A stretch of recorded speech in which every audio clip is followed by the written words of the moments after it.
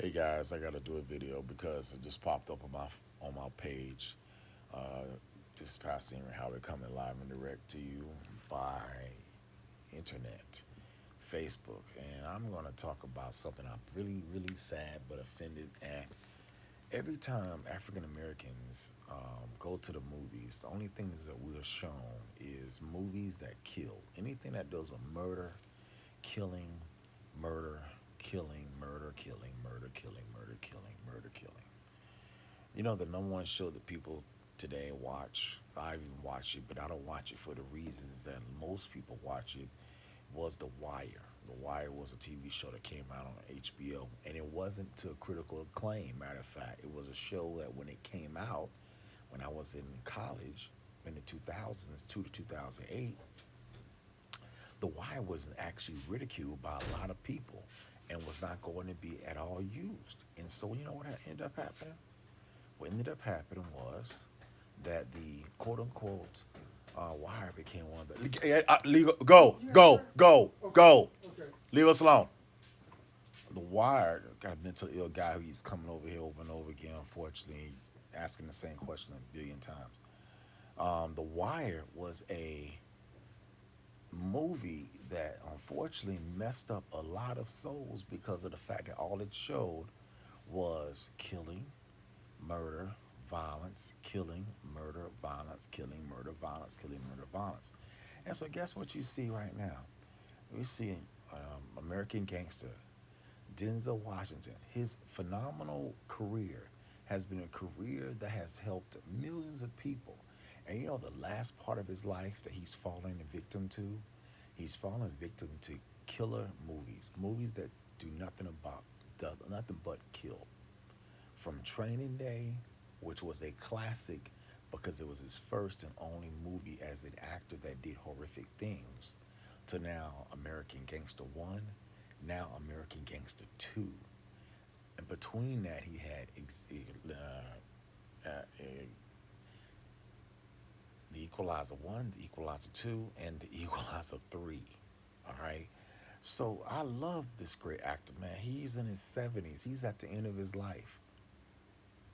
And what is he doing now? Murder movies? And I thought about it. I said, how come all the time when it comes to my people, that is the one thing that we always put in play? And if you go look at the history of movies, go look at Power, go look at 50 Cent, all this is a copycat of what you saw with 50 Cent, what you saw with another movie called Big Meech and the drug game in Atlanta and Detroit. They call that, I forgot the name, but it's a true story put into a movie form. They're in their fifth season. I don't watch movies no more, but I do know about them when they came out. And what I'm saying as African American people is that why do we always have to be about this life? From New Jack City, that was about murder, drugs in 1989. We're now in 2025 and we still doing murder, killing, and drugs today. Why? Because Deuteronomy 28. Why? Because this is the ignorance of our people. Why? Because we don't know who we are. Every other race of people's got movies that are all different genres. But when you look at American movies, it's always about sex and drugs, murder, sex, drugs, killing, murder, sex, drugs, killing. When are our people going to wake up? When are they going to get it? When are they going to understand? I don't know if Deuteronomy 28 ever is going to be overcome, but based upon the scriptures that God gave us in Deuteronomy, I see it replaying and replaying and replaying over and over and over and over again in people's lives. And there's so much more to life than drugs. There's so much more to life than sex and creating life forms that you never take care of. There's so much more to creating broken marriages and broken families and broken kids. There's so much more than the stuff that our people are subjected to. And I have to believe by faith in scriptures and knowledge of the word of God that this is biblical. This ain't just a subsection of our black society of 50 million of us here in America, plus the billions across the United world. But our culture has been pushed and repushed and repushed and repushed. And all I see is this Frank Lucas, Denzel Washington, that's lived long enough to see the world he once ruled replaced by something colder, faster, and more brutal. What you expect? What you expect? You started it. Frank Lucas, who's dead now, the real Frank Lucas that this whole movie is based on. He wants nothing more than leave the streets behind, but his name has become a weapon. Of course it has. That's the process of the cancer that you caused, aka murder, killing, drugs, right? And it says, but his name has become a weapon used by a new breed of gangsters eager to carve their legacy from his. Now, this is not true. Most of us got jobs, careers, doing great. It's the small group of people doing this crap. But who's pushing the money behind it? The rich suburban white executives that live in the mansions that run these businesses.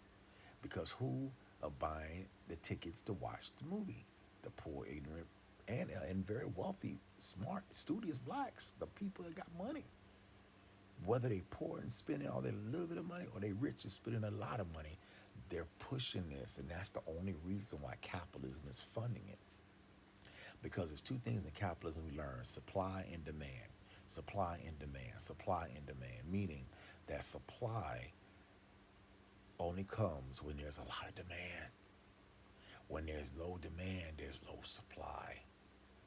Invisible hand theory. So it says, as violence escalates and old debts resurface, Frank is forced to confront the cost of his past. The codes he once lived by are gone, replaced by chaos, greed, and betrayal.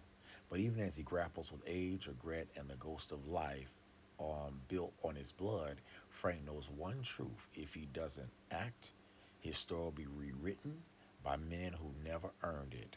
Moody, powerful, unflinching, American Gangster 2 is the birth of crime, saga, and reckoning.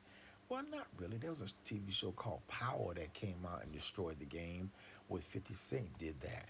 Before Power, there was The Wire. Everybody's been making a remake of The Wire, really, a 2000 2008 series, because it's really out of all of the violent crime shows that have been around, from Law and Order SVU, Homicide, Life on the Street. What was that other one? Way back in the 80s, there was Hill Street Blues.